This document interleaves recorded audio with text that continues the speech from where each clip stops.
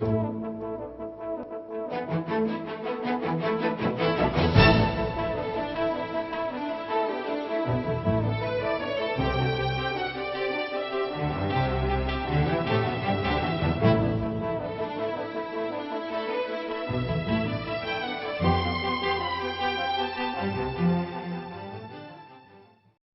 right, now we're getting to some heavier topics. We're going to talk about animal products in our century, and I've titled it, Sitting on a Time Bomb.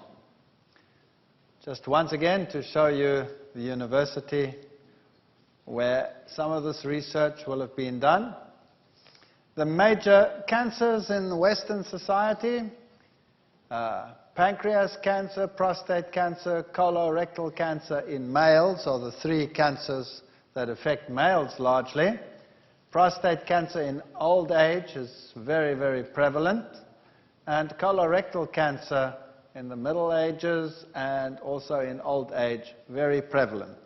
And these are lifestyle diseases, as we have seen in the previous lecture already. In women, it's pancreas, breast, and colorectal cancer, the same three, with colorectal cancer playing a very prominent role in old age amongst the women.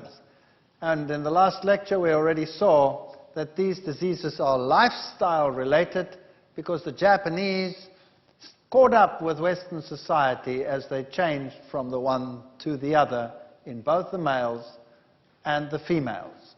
Now, here is the Foundation for Prostate Research in Japan, and one of their spokesmen says, Japanese are eating more meat these days than in the past, so the cases of fat-related diseases such as breast, colon, prostate cancer have increased. They're well aware of what the real problem is, and in our last lecture we already looked at what afflictions cause the main incidences of death in the United States, and we saw that the lifestyle diseases, heart vascular, cancer, and chronic lung diseases were the top three in that category, and poor diet and inadequate exercise was the #1 cause for disease. Now, meat consumption is one of the components that contributes greatly to disease in the world. Here's a graph of per capita meat consumption versus colorectal cancer.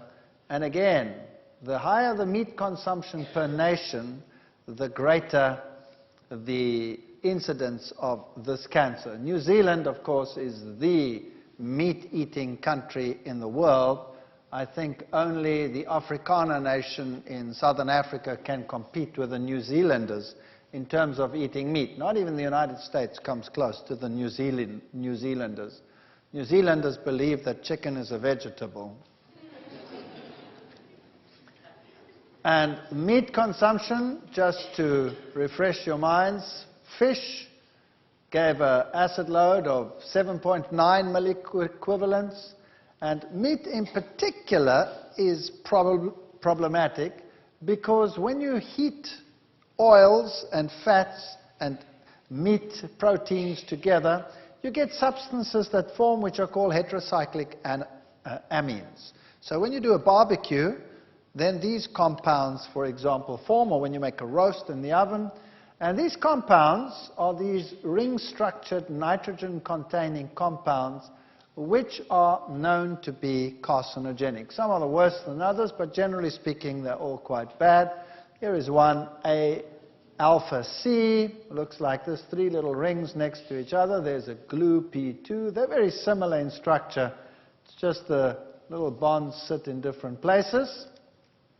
And if you take a typical piece of meat of any kind, a piece of broiled beef will have 651 micrograms per portion per 100 grams of this A-alpha C product, the methylated form of that, and down the list, broiled chicken, 180, and as you go to sun-dried sardines, it has 158 micrograms of IQ, and all these compounds occur in these products. So obviously, the more you eat, the higher your risk category. It doesn't mean you will get the disease, it just puts you in a higher risk category. Of course, you can also eat anti-carcinogens with it. That lowers the risk category again. Animal proteins and lymph gland cancer is also highly correlated. New Zealand and the USA, Denmark lead the pack over there in terms of per capita bovine protein consumption, that's beef consumption. And interestingly, this is a huge study that was done comparing vegetarians with non-vegetarians. People that consumed meat more than 4 times per week, notice how diabetes starts increasing after that.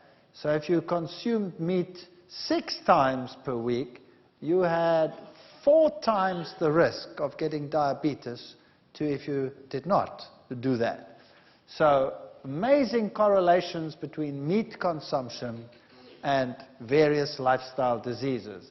Other diseases like ovarian cancer, heart disease are mildly also correlated, and the risk increases relative. A risk of 1 means no risk, because if you have 2 groups, 10 in the group, 1 gets sick here, 1 gets sick there, 1 divided by 1 means 1, no difference, you see?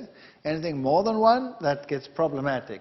So once you get to 2, 3, 4, then you really have to start taking notes. Now, if we look at our digestive systems, the digestive system of the human is more like that of a fruitarian who also consumes grains. And the stomach is the organ in which protein digestion takes place. And here in the stomach, you have acidity. That's the one place where you have acid, which enables you to digest your protein. If you put a plant protein in there, then because of the way in which the plant protein is structured, the digestion time is relatively short, and you don't need a very acid medium in order to do that. As soon as you start putting a plant protein in there, it is evacuated quite quickly through the duodenum, and after a few hours, 3-4 hours max, it's out. If you put an animal protein in there, like beef, for example, or meat, it can stay there for 6 hours. If you put a protein in there, like casein, for example, it can stay there for 10 hours or even longer. So that means a lot more acid exposure time, and also a lot of fermentation time going into that. So basically, the less animal protein you put in there, the better. Another problem is that as the product moves out, it is analyzed up here in the upper end of the small intestine to see how far the digestion has progressed. So there are receptors that measure that and send impulses back, keeping the stomach closed for longer periods of time. In other words, if you are going to mix, for example, fruits and meats together, or plant products and animal products together, the digestion time in the stomach is determined by the longest link in the chain. So let's say you're putting the things in there together, and the animal protein takes 6 hours to digest, and everything else is finished after 3 to 4 hours.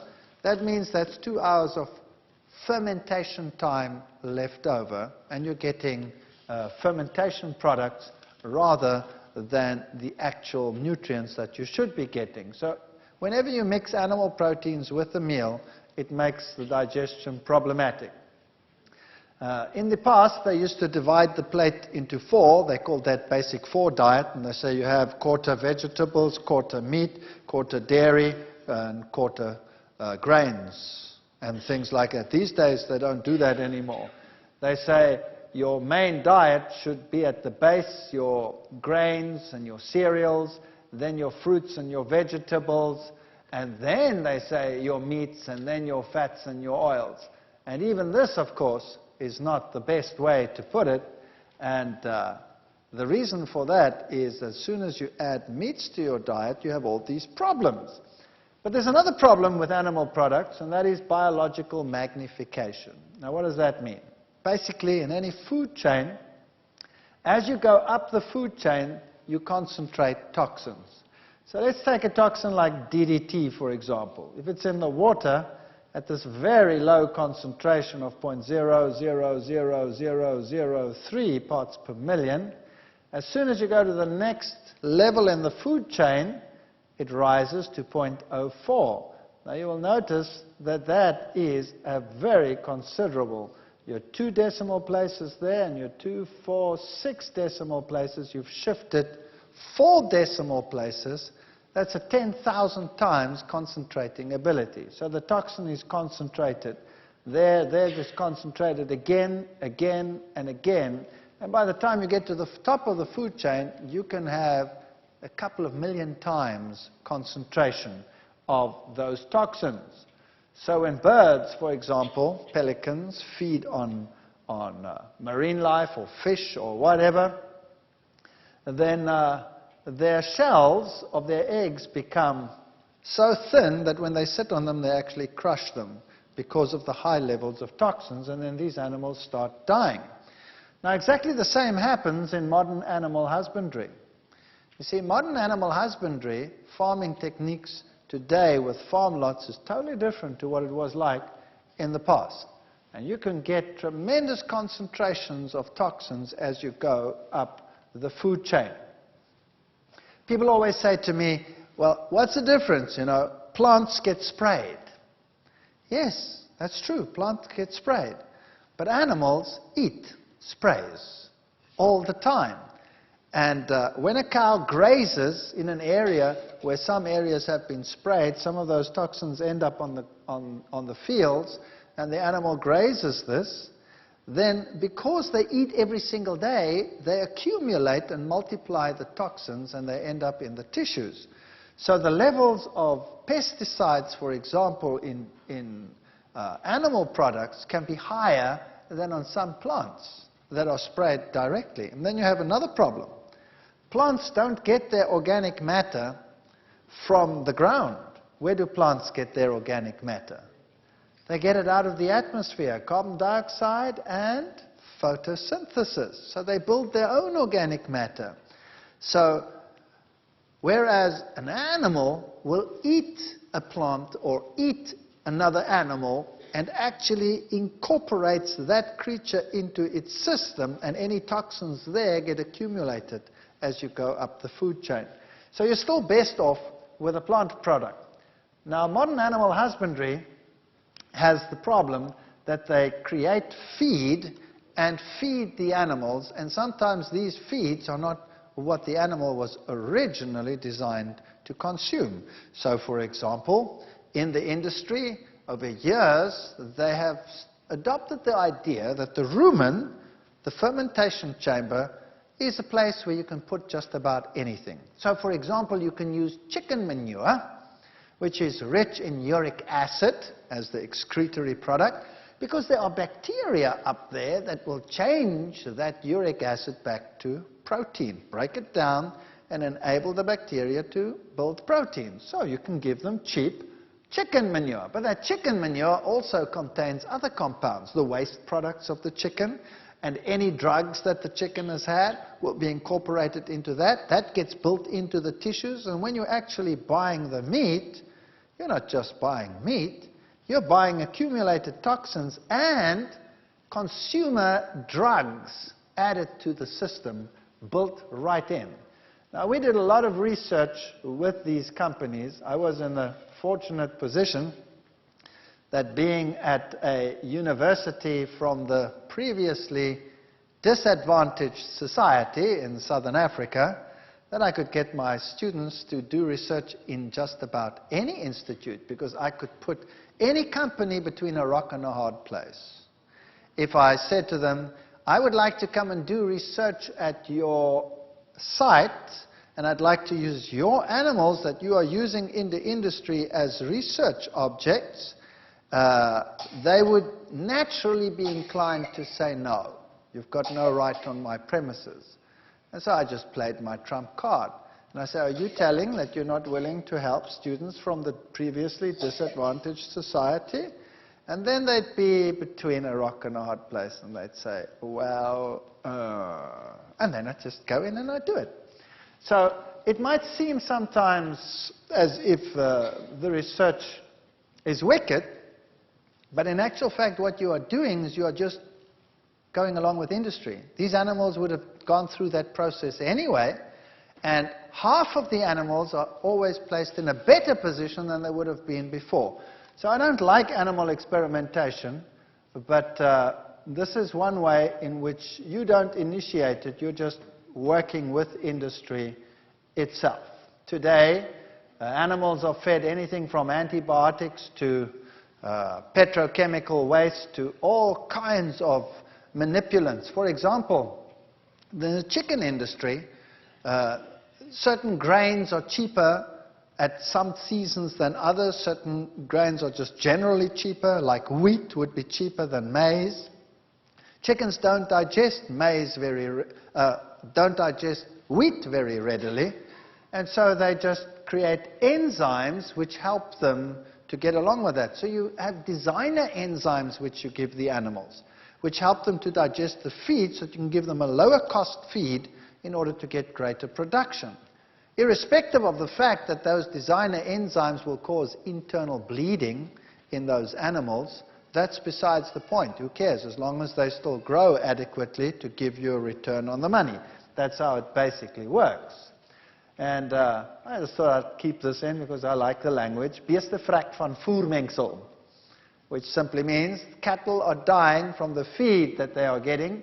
These cattle were being fed chicken manure, which contained a monoenzyme, ionophore, which was used as a growth promoter for the chickens, and the cattle were dying of this growth promoter. Fortunately, he managed to get most of his cattle to the market before they died, but, you know, it's a serious blow to lose all your cattle. What about that fortunately? That means who was consuming in a still higher capacity what was in those animals? The human beings. So it goes down the food chain. Fear in the food chain. Toxins in Belgian chickens set off another wave of anxiety in Europe. In this case it was dioxin, which was in the food chain. It ended up in the food chain of pigs, and it ended up in the food chain of the chickens, and it causes cancer, of course. Highly carcinogenic substance. This is a typical experimental setup where they keep chickens in feedlots like these, and in a normal chicken lot in industry, it'll look like this in a egg-laying situation where you'll put more chickens into a cage than the cage can accommodate, so that they're always squashed, so that no energy gets lost in terms of movement and the other, and all they are is they become egg-laying machines. Here's one of the industries where I was working with these chickens. This was one of my PhD students there. There's another one. And we were feeding these chickens like industry feeds them. Now, industry has different setups in different organizations. In this particular setup, they were using as one of the main feed items fish meal. Fish meal mixed with grains. And we said, all right, we want to compare that with a feed that contains no fish meal, no animal products. So we balanced the meals and got the equivalent proteins and all the parameters exactly the same, but the one got a protein group that came from animal protein, and the other one that got protein group that came from plant protein. And typically, this is what a chicken would look like very often if it got the animal protein. Notice the decalcified legs. These chickens couldn't walk properly. Now, if you get a drumstick, you wouldn't really notice that, right? So who cares that they are like that? But the fact of the matter is that the animal protein was causing decalcification. Then there was something else that we did. This is the end process, where you go through the abattoir process and collect the blood at the end of the process and write up all the experimentation. This was my Nigerian student. And what happens in these lots is really fascinating. You see, they found out that in order to prevent disease, it's good to give low levels of antibiotics as a preventive. And there's a spin-off that makes it economically viable. If you add the antibiotics, then you're shunting energy away from the immune system, and that goes into growth. So antibiotics in low levels act as growth promoters for chickens. So the chickens invariably get fed these low levels of antibiotics. And we were convinced that these low levels of antibiotics will eventually cause resistance to antibiotics. And so should somebody consume that chicken, and he would be infected, let's say, by a salmonella or one of these bacteria in the chicken, then he would not be able to be treated when he gets to the stage of actually contracting the disease from these bacteria. When they go through this process, their beaks are burnt away so that they do not hurt each other. They are crowded into areas. And then, of course, the probability of salmonella outbreak is very high. Health alert of a chicken, salmonella outbreak in flocks. And other diseases like encephalitis diseases become very common as well. So in Hong Kong, for example, just a few years ago, they had to kill every single chicken in Hong Kong. And then again, with the next outbreak of flus, they had to kill every single chicken in Hong Kong. In Malaysia, they had to kill every single pig in the south of Malaysia because of encephalitic diseases. This means these are diseases that are transferred from the animal to man and causes encephalitis in man. That's brain fever. And most of those people can die from it. They can be retarded if they survive, permanently disabled, or they die. So, very dangerous diseases that are transferable from animals these days. Hard to swallow. Here are all these chickens that are being fed these low levels of antibiotics. Here are some other drugs that are used in the animal industry. Clenbuterol, for example, is a drug that is used in cattle to make them grow faster, but it is a highly dangerous drug for human consumption. And it's banned in most countries, but here you can see that even in countries like Germany, they have regular scandals where farmers are actually using these on the black market. See, if you can get your cattle to go on the market 1 month earlier, and if you have 1,000 head of cattle, that's a huge financial saving. So obviously, if you can use this clandestinely, then well. Now, they test for clenbuterol quite regularly in Europe, but in other countries they don't. In my country, they don't test for clenbuterol. Only the meat that is sent to Europe is tested for clenbuterol, but not that which is used on the local market. So you don't know whether you're getting these drugs or whether you're not, or what doping takes place in the cow shed. These little animals here are raised never to move, because then the meat stays tender. In fact, in order to grow quickly, they are squashed in so that they can never even lie down. They have to stand their whole life just to be slaughtered. Huh? My fonts have gone crazy. I'll have to live with that. Hard to swallow. This should be a delta. The T delta S factor. Delta H equals delta F plus T delta S. Now, actually, that looks complicated, but it's not complicated. H is the total energy. F is the energy that goes into growth.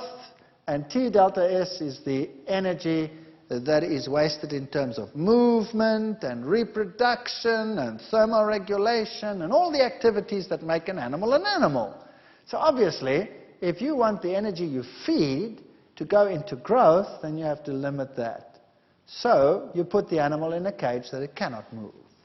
And if it cannot move, it doesn't waste energy. You control the temperature, it doesn't have to waste energy on that. You keep the males and the females separate, they don't waste energy even just looking over the fence, you know what I mean?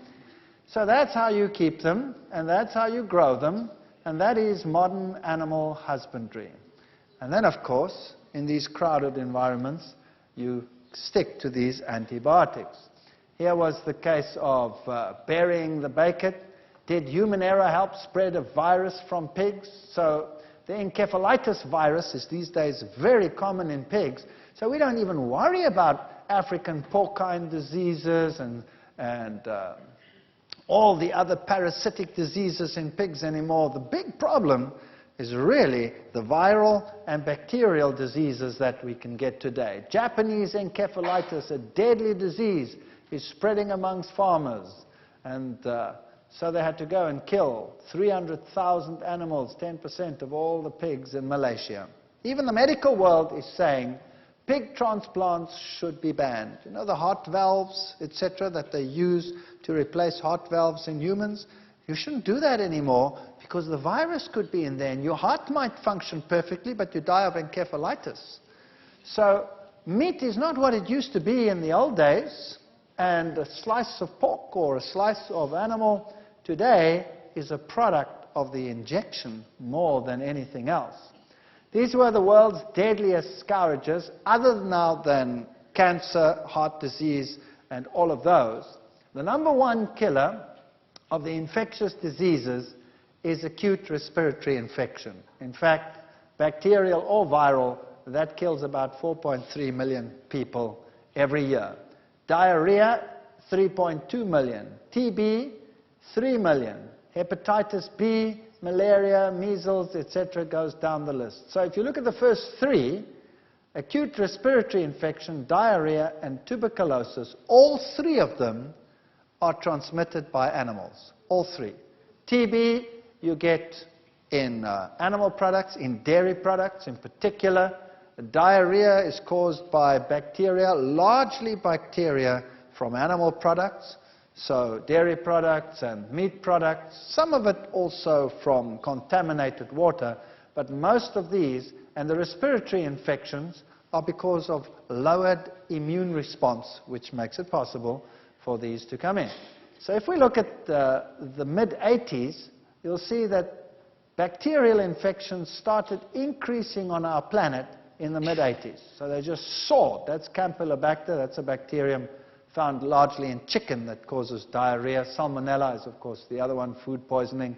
Also started increases since the mid-80s. And if we look at the veterinary record from 1985, they'll tell you what they were suspecting, that antibiotics were being used to counter husbandry practices. So they did an analysis of antibiotics found in beef and chicken and found penicillin, tetracycline, streptomycin, and all of these antibiotics. Penicillin they didn't find in the mid-80s anymore because it wasn't used anymore. It didn't work anymore. So these are the ones that were mainly used. In beef, it was tetracycline, streptomycin, chloramphenicol, and gentamicin. And in any sample tested, in 86% of any random beef sample, you found that antibiotic. In chickens, the percentages were up to the 90%. So streptomycin you'd find in 93% of any random chicken. And in fact, in beef, you would find largely 2 different, sometimes 3, occasionally 4 antibiotics. And in chickens, you'd find largely 3 different antibiotics used at the same time. It's really quite incredible. Now, we had contended for many, many years that antibiotic resistance comes from the farm. And then the farmers said, no, it's from the medical world. The medical world is using these drugs on humans, and that's why it's a problem. And the medical world said, no, no, no, no, it's the farmer that is using it. So the pot was calling the kettle black and vice versa. So we designed a very simple experiment to actually settle the question. Where did it come from? Antibiotic resistance bacteria in the 80s in Mexico showed penicillin 100% resistance. All these bacteria, whatever they were, from Staphylococcus to Salmonellas, all of them were up to 100% resistance. So penicillin didn't work at all in the mid-80s. When it came to the others, they were sometimes effective, sometimes not.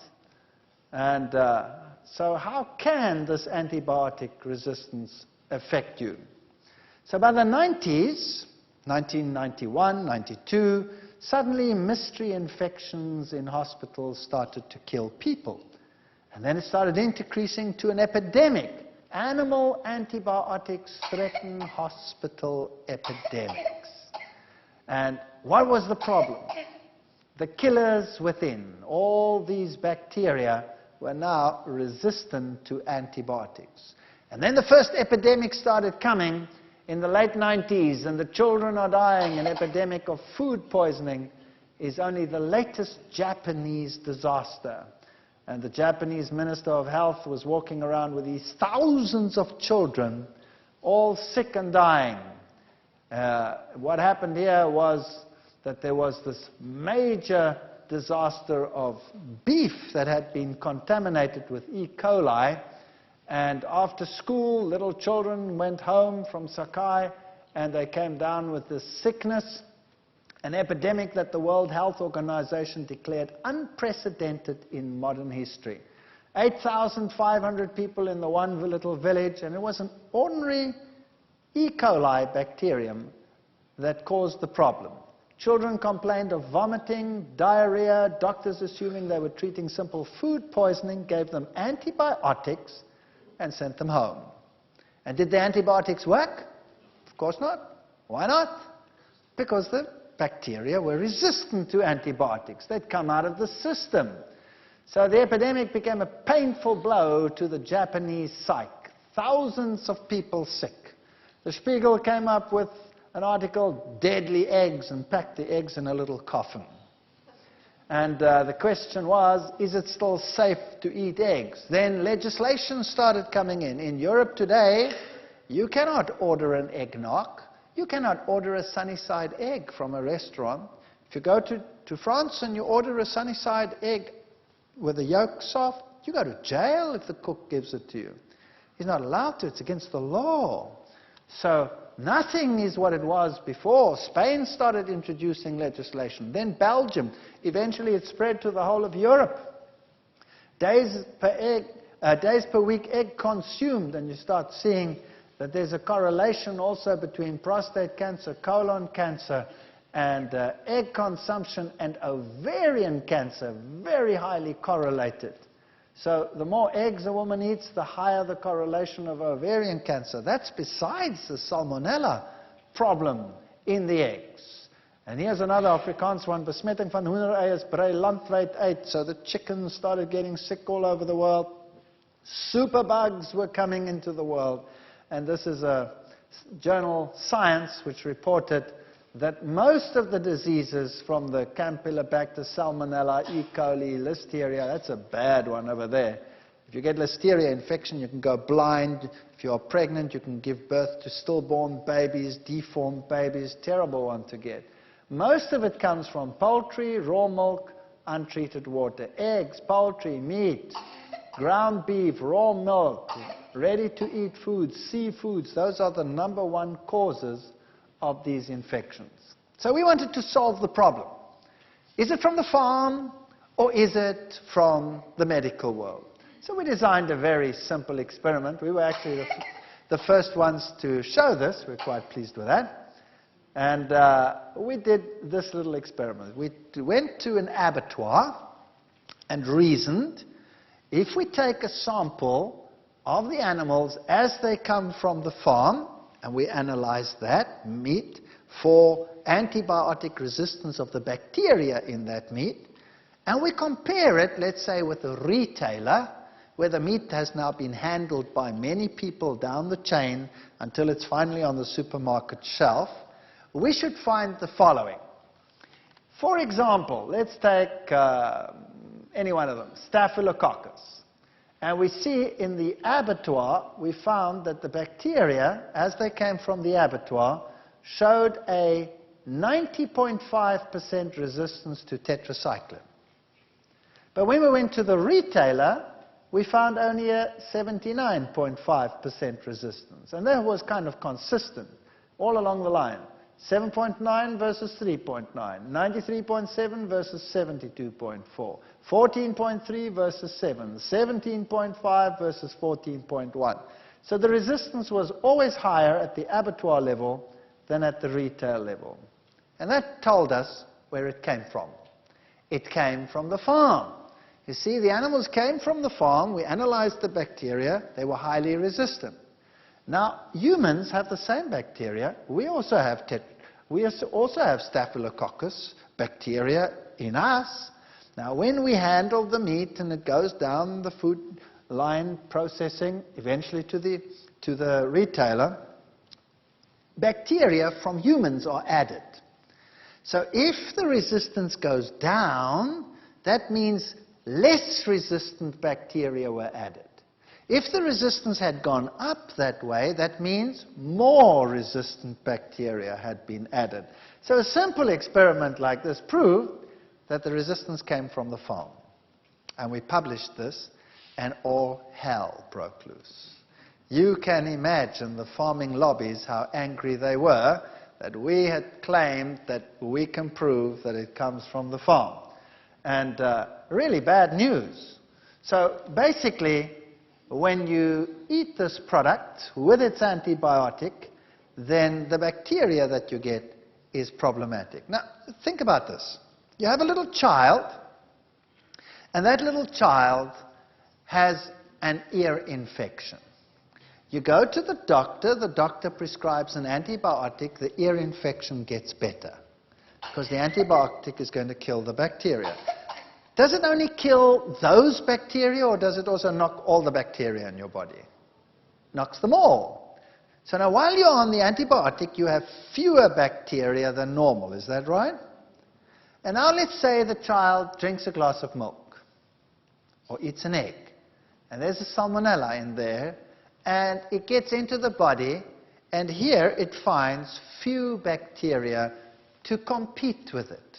So that means he's quite happy to increase in there. And the bacteria that are present are all kind of woozy because they're on antibiotics, but this new guy that came in from the glass of milk or the egg, he doesn't care about the antibiotic. Why not? He's become resistant, so it takes over. So all of a sudden the child gets what? Diarrhea. Now you go to the doctor and you say, you know, the ear is better, but the child's got diarrhea. What's the doctor give him? An antibiotic. And will it react or not? No. Now you see, that's okay if you're an adult. An adult has a big body and a lot of water in this body, and if you have diarrhea and you get sick from this, well, you have a fair amount of reserves in your body. But if you're a little kid, then your reserves are gone very quickly, just by reason of size. If you're old and frail and weak, you don't have any resistance either. So who will be knocked most by antibiotic resistance? Little children and old, frail people. They will die like flies, and there's nothing that we will be able to do about it. So if a wave of new infectious diseases comes along, like SARS, for example, or any one of those like are very prevalent today, and we do not have the medication to treat them, and we do not have an immune capacity that's functioning properly, then we're in trouble. So the solution to living in today's world is keep your immune system high. That means no additives in your food, lots of fruits and vegetables in your food, and stay away from the acid-forming foods like the animal products, and you will be better off. The inedible beef stew, well, beef was withdrawn here in the United States and all over the world. We've had mega epidemics in Scotland, in Switzerland, all over the place, killers all around. We're not living in the same society that Grandpa and Grandma lived in. So what do people say? People say, well, we'll have to give up these meats that are dangerous, we'll switch to the exotics.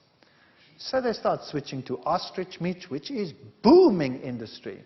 Do you know that these animals are very highly susceptible to Ebola viruses and things like that? When you get those, you're dead. You're dead.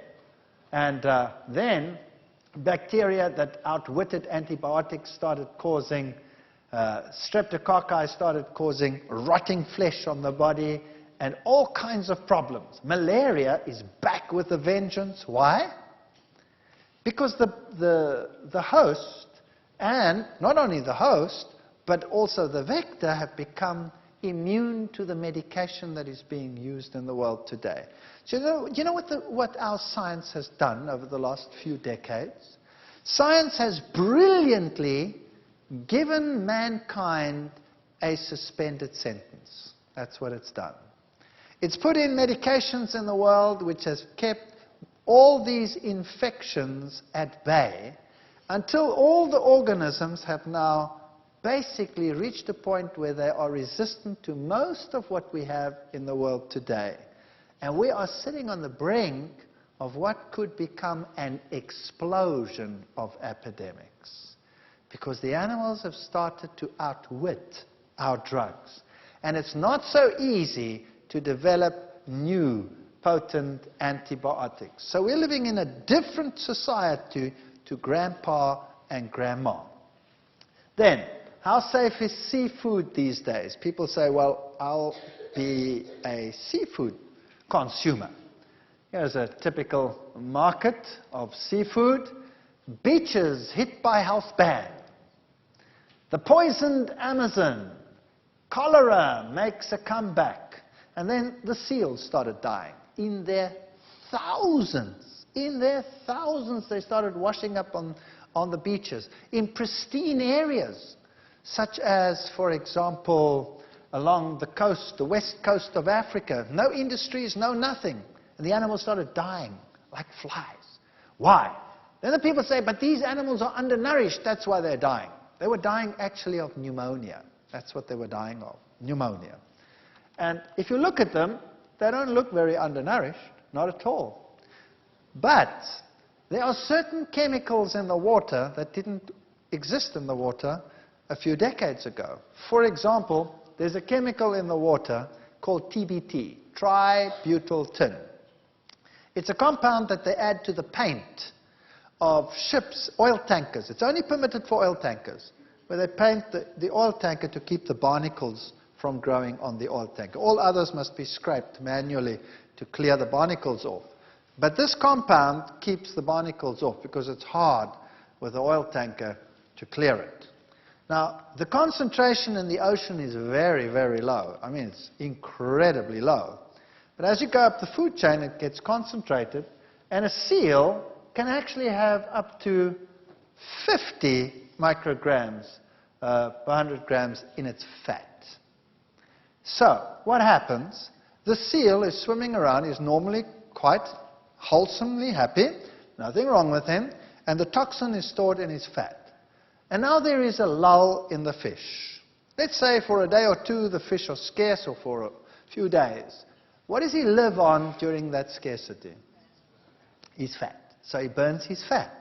And as he burns it, the TBT leaks into the blood system. And when it's in the blood system, the immune system goes. Out goes the immune system. And the infectious bacteria come in, and he has no resistance, and he gets pneumonia, and he dies. So now imagine, where did they get their TBT from? From the fish that they were eating. So now imagine you start eating fish regularly. That means you get those same compounds that the seals are getting, plus the PCBs and all the other compounds that are in there. And where do you store them? In your fat. And now you're fine, because they are basically out of the way. You've stored them in your fat. And then one day, you get sick. You get a normal flu, and you're feeling lousy, and you have a bit of a temperature, and you're lying in bed, and you're starting to burn up, and you stay in bed. And you're not hungry, and you have a temperature. What do you burn in order to supply that energy? Your fat. And what happens to those compounds? They leak into your blood. And what does that do to your immune system? Knocks it out. And then you get super sick. Then all of a sudden, instead of just having a flu and a cold, you actually start coughing like crazy, and you end up with pneumonia, eventually double pneumonia, and you're in the hospital, and everybody says, you know, the bugs are getting tougher these days. No, no, no. The bugs are not getting that much tougher. Our ability to cope with them is getting poorer. Does that make sense? Our ability to cope with them is getting poorer. People that go on a healthy lifestyle and they start losing weight, they get sick like dogs. Why? Because all those accumulated toxins are entering into the body and knocking out the immune system, and they're sick. And they say, whoa, I better get back to my normal diet. The way to do it is to reduce slowly and effectively and drink lots and lots of fluids and detoxifying liquids to wash that stuff out of your system, and then start life with clean fat thereafter. Omega-3 fats. Don't they tell you that you have to have fish in order to get your omega-3s? Yes or no? Well, we'll be dealing with that in the next session.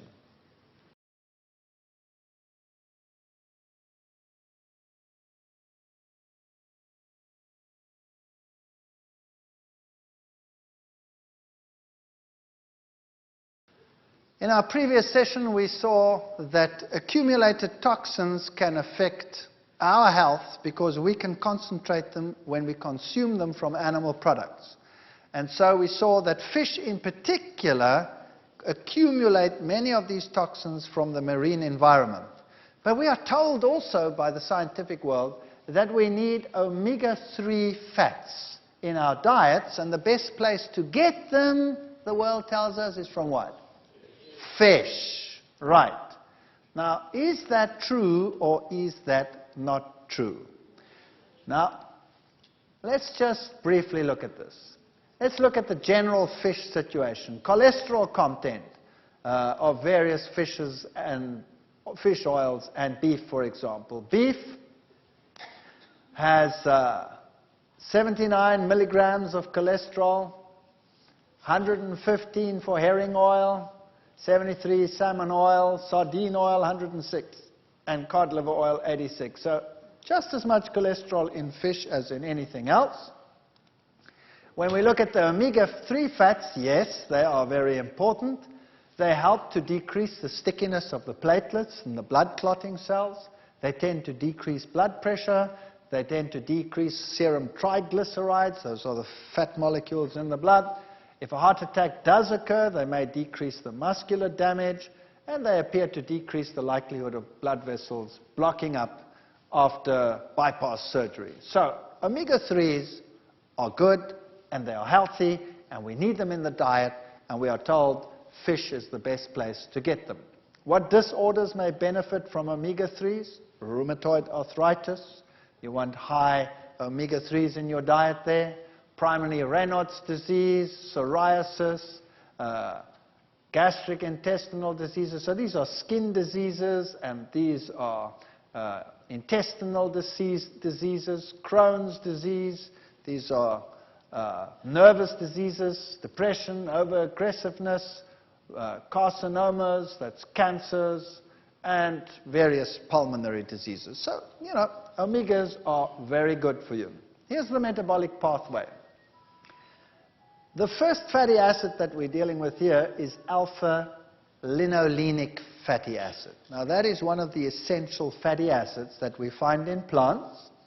And these are converted by an enzyme, which is called delta-6 desaturase, and another enzyme called elongase, and another one, until we get a fat called eicosapentaenoic acid. Now, that one up here, alpha-linolenic acid, is an omega fatty acid, and eicosapentaenoic acid is another one. Now, this one over here, eicosapentaenoic acid, is the one that you find in fish. That's the one you find in plants. So plants have alpha-linolenic, and fish have eicosapentaenoic acid. So if you were to get your omega fatty acids from plants, that's the one you'd get. Then you have the enzymes in your system to convert that, as you need it, into that. Does that make sense? All right. Now, eicosapentaenoic acid is the one that determines the fluidity of your blood, for example. And should you get too much of this, what would be the risk factors? Thrombosis, strokes, all kinds of problems from too much icosapentaenoic acid. So plants don't have icosapentaenoic acid. And if the argument were true that we have to get our omega fats from fish, then the same argument must be true for every other animal on the planet. That means an elephant and every ungulate in the world and every herbivore in the world should actually eat fish. But they don't. They consume alpha-linolenic acid. And then they make as much icosapentaenoic acid as the body needs, and therefore you would never go into a risk category for strokes or thrombosis or other diseases like that. So what's better? Getting it from a plant or getting it from a fish? Getting it from a plant. Or else, if you believe that God created this world, you would have to say that God was stupid, because he didn't put any icosapentaenoic acid into the plants, which is the basis of the food chain. He put alpha-linolenic into the plants, and alpha-linolenic doesn't cause a problem. It's the other one that causes the problem. In fact, alpha-linolenic is the one that you will use not only to make icosapentaenoic acid, but to make all the other things as well, like prostaglandins and all of those compounds that we need. That's the basis. We need this one. We don't need this one as the basis from which to work. We can't work back. We can only work this way. So, what plant foods contain omega-3 linolenic acid, for example? Which ones? Roasted potatoes, if we look at the vegetable world, cucumbers and all of those, sweet potatoes, bananas, California avocados, they have 99, 74, etc. That's not very, very high. Whole wheat bread has 11. And are there any others that are higher than that? Well, actually, yes. As we go to the nuts and the dark greens and the legumes, whoa, now we're climbing. 136, 353, 637 for green soybeans. Soybean oils, 927. Whoa. Wheat germ oil, 938. Walnuts, 1,033. Canola oil, 1,094. Walnuts, English, 1,703. And who's the super king in the world? Flax seeds, 7,526. So if you add your flax seeds ground to your cereals or to your breads or to your whatever, do you think you're going to have a shortage? I somehow doubt it. And there is no animal that will compete with that. And you're getting what you need. So you can get it from plants. Don't believe that you cannot get it from plants and that you have to get it from fish. Evidence linking fish contamination to cancer. Number one, elevated levels of pesticide compounds have been found in the tissues and breasts of cancer patients. National Cancer Institute shows an increased death rate from cancer amongst people living in areas where fish have exceptionally large numbers of tumors. Fish have more cancer than 50 years ago. For example, 30% of bullheads in Lake Erie were found with liver cancer. That's pretty scary. And PCBs, PCB exposure in the general population comes from fish, may affect sperm counts, fertility. Pregnant mothers are linked to alterations in birth size, etc., from PCBs. And children at 11 years of age with higher exposure to PCBs before birth show impaired intellectual development. And you might think, well, you know, I eat fish from deep water. I'll buy only deep water fish. So people buy deep water hake, deep water salmon, deep water this. Well, where's the biggest contamination today? Here are the Arctic people up here, living in these areas up here, where they are far removed from any industry. And at risk, the Inuits' diet is contaminated with pesticides, PCBs, and other poisons right up there, the highest levels these people have because that's their main diet. Fascinating. So there's a fish today with typical tumor fish, new scientists, parasites for supper. The fish too, of course, have a reduced immune system, and so they are getting more parasites than before.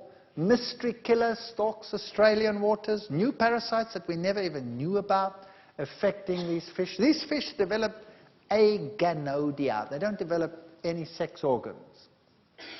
If we look at the decline in fishing over the years, we'll also find something else, that oil ratios in fish have declined since the 80s to the 90s. That means the fish are not storing energy like they used to in the past.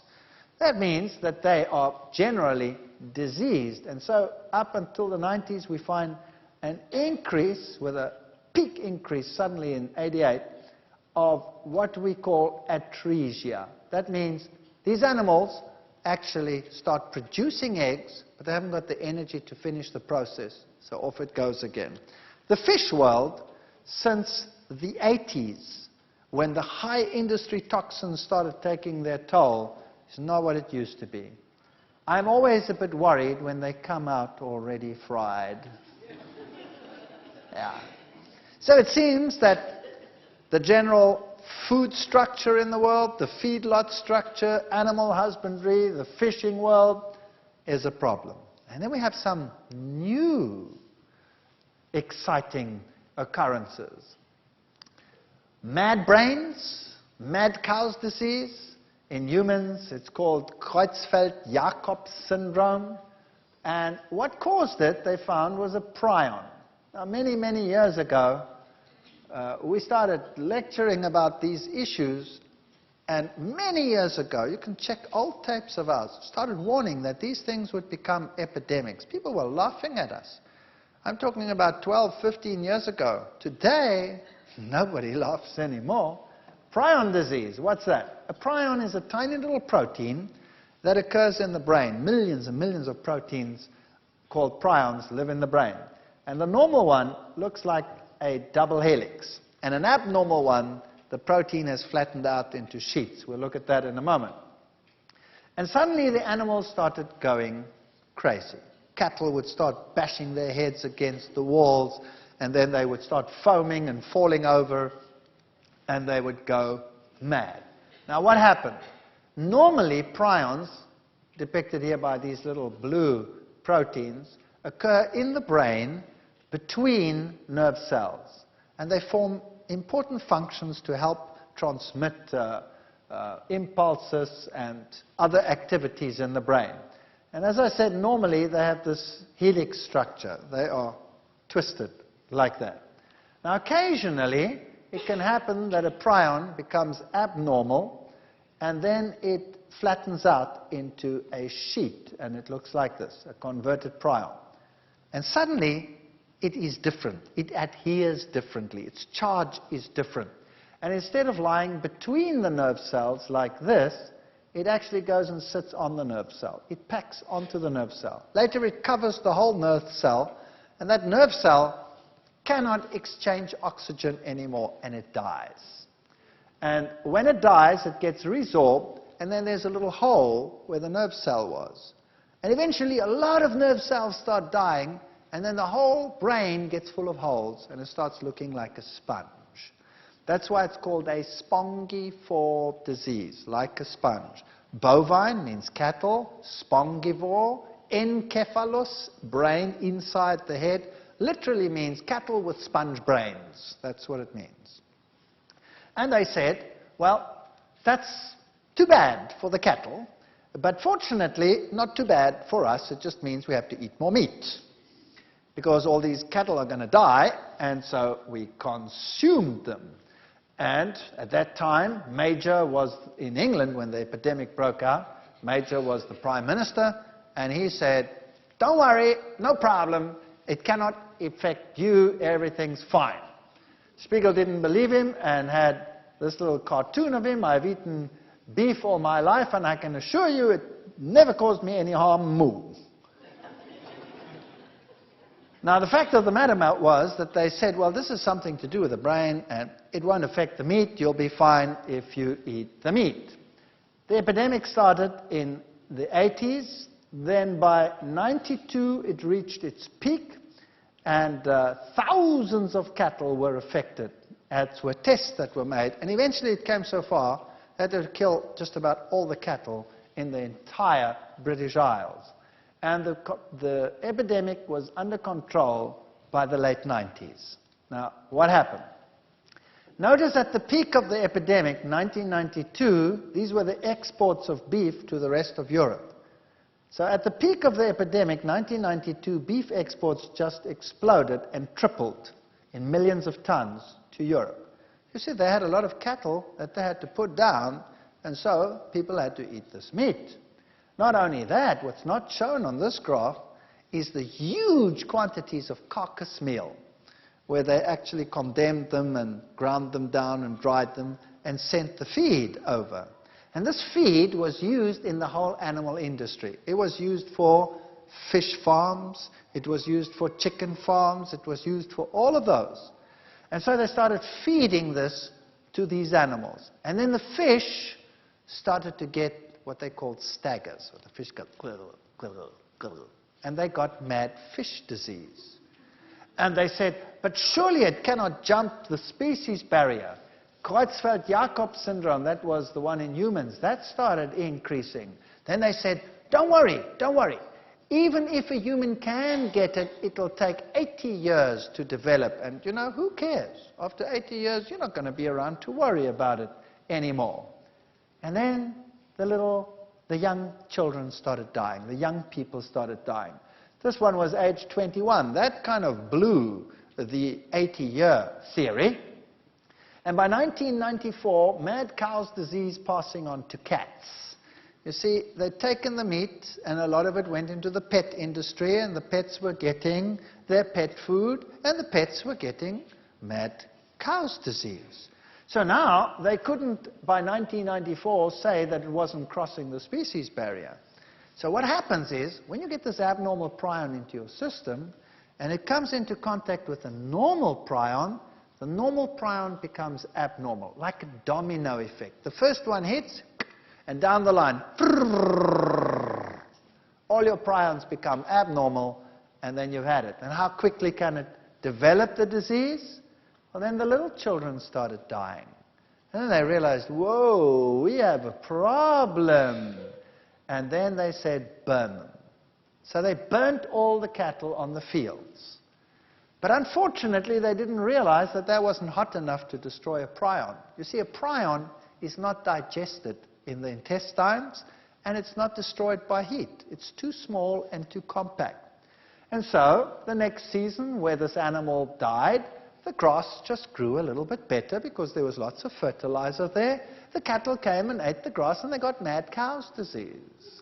Then they realized, we better incinerate the cattle. That was very expensive. So they incinerated the cattle, but by then the first baby was born with Creutzfeldt-Jakob syndrome. So babies were born with it. Here is a brain scan of a 17-year-old with Creutzfeldt-Jakob. That's the destroyed portion of the brain over there. That was a picture of the month in February 2001. Little babies with Creutzfeldt-Jakob syndrome. And so they finally realized we cannot feed this to humans, and they condemned everything to be incinerated. But the feed had been exported to just about the entire world. So what had they done with their disease? They'd exported it. And every nation said, it's not a problem. See, first they said, here's the situation. Here's a typical cow, and everything that's red over here, that's where you have 1 billion prions per gram. So avoid anything that's red. So that's the nervous system. Then if you come to what's yellow, the glands and the intestines and the bone marrow, that has 1 million prions per gram. So maybe we should not eat the bones. So they made laws in Europe that you weren't allowed to have a T-bone, for example. You have to cut it off the bone and only eat the meat, because the meat has fewer than 10 prions per gram. So they said, how do you make sausage? You shove it into the intestines, right? So look at that. There you're getting 1 million prions per gram, so there was a problem. And the milk also has 10 prions per gram, but if it's a domino effect, how many prions do you want to get into your brain? I would like to get no abnormal prions to get into my brain. So here's what happens. They started saying, we'll just use the meat and we won't use anything else. Now, how did they process this? This is a typical meat market in Smithfield Market in London. This is how they process the meat. Here the man is sawing it through. There's the carcass. Where does he saw the first cut before they hang it up to saw it up? Right down the middle. Right down the middle. 2 halves. Now, what do they use to cut it? Isn't it a band saw? Now, that's going straight through the 1 billion prions per gram area and smearing it all over the rest. Isn't mankind kind of silly?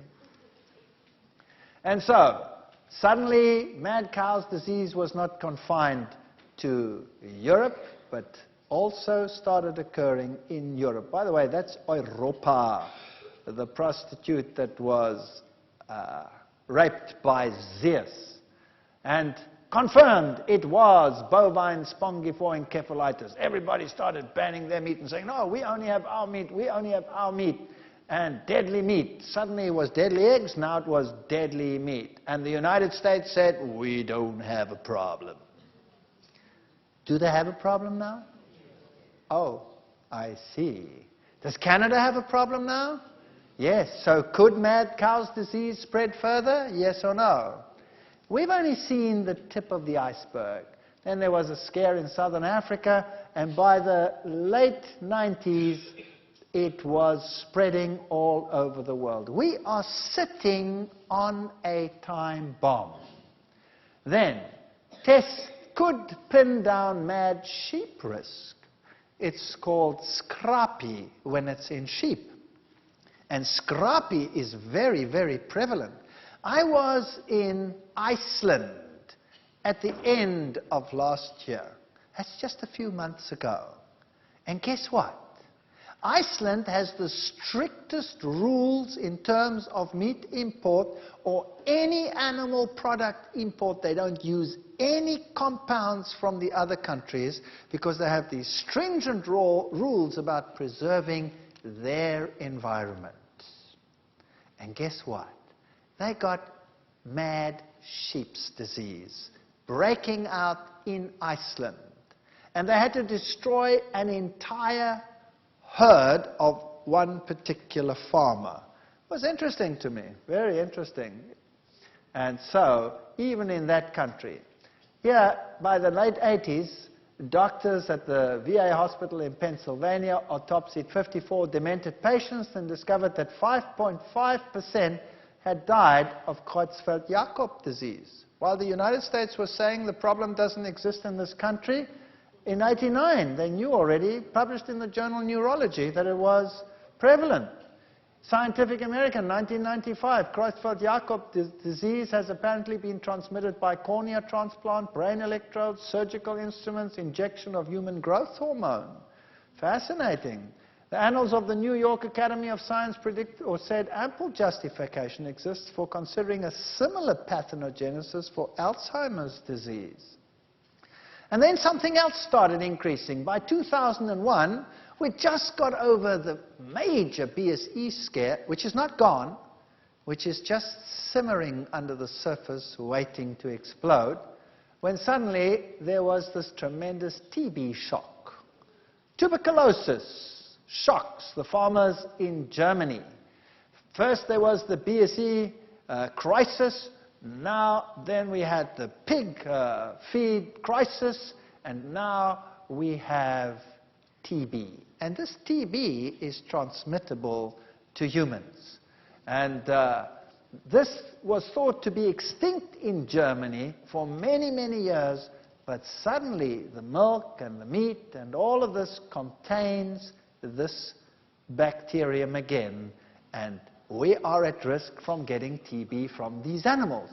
And then foot and mouth disease, Maul- und Klauenseuche, animals, sheep, goats, all these pigs, all these creatures, also the wild animals, started getting foot and mouth disease. And hardest hit again, England. England had just killed all its animals, re-imported new animals, and started the whole industry all over again when suddenly they got foot and mouth disease. Death on the farm. And this is now close to our time. And what did England have to do? Well, England had to kill every single cow and pig and animal in the whole of England.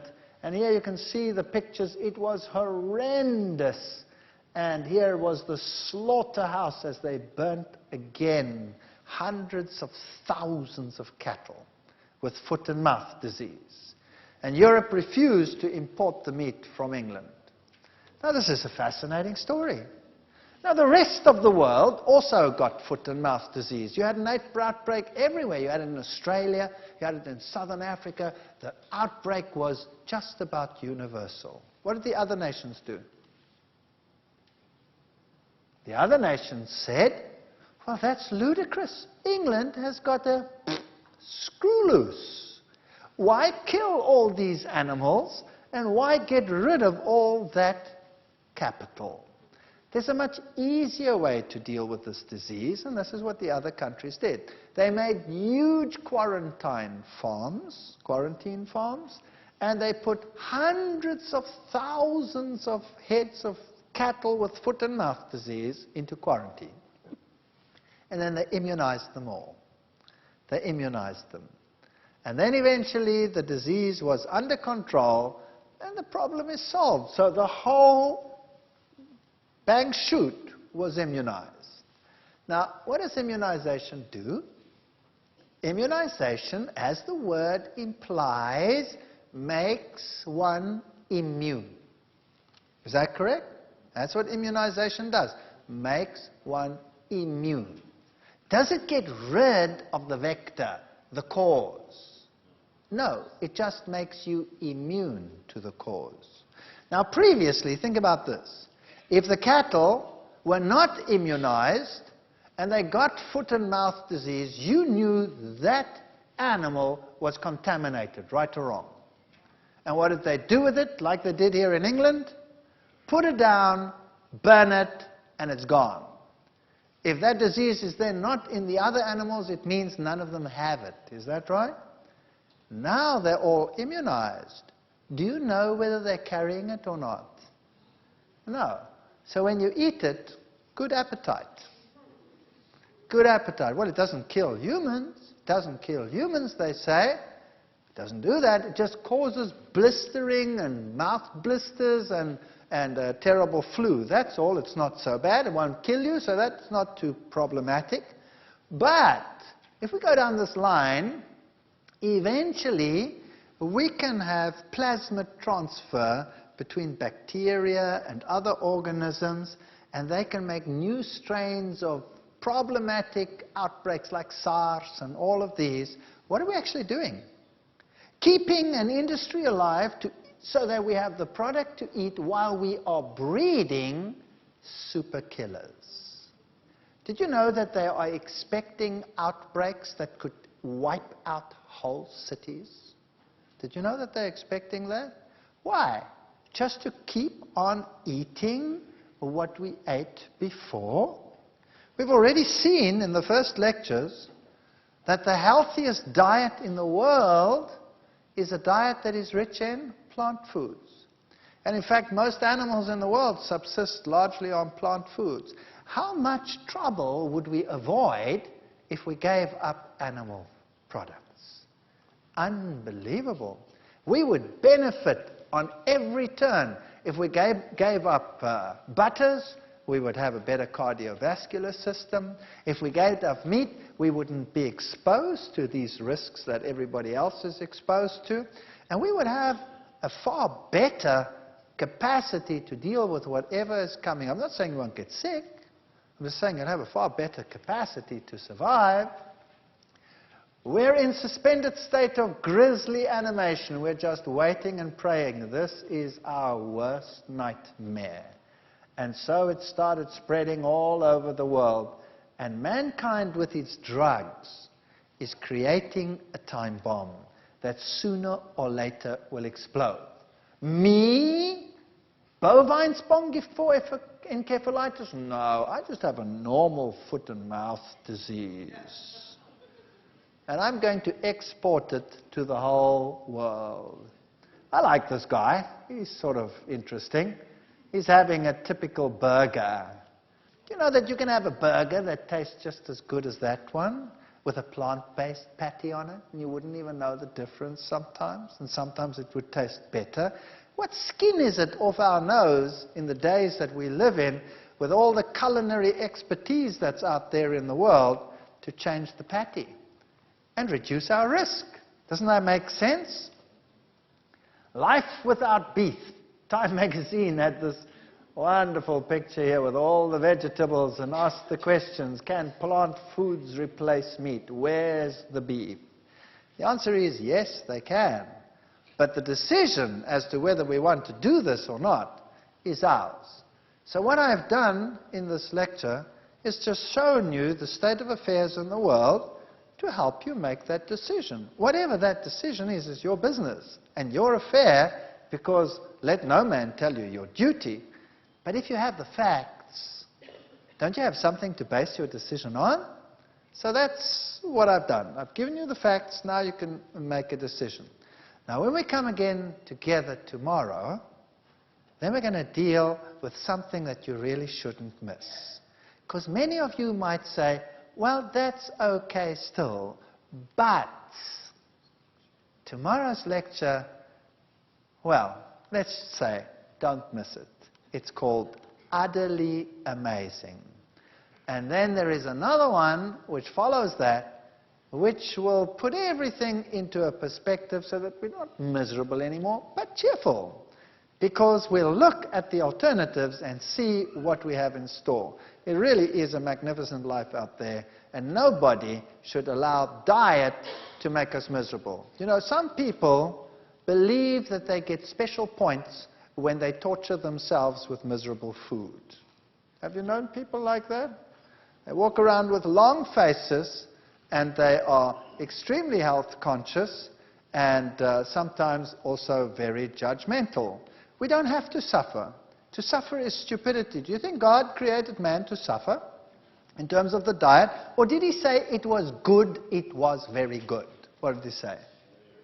He said it was good, it was very good. So if it's not very good, we must be doing something wrong, right? So don't miss tomorrow's lectures. We'll look at what there is to do, how to circumvent the problems, and thanks for listening.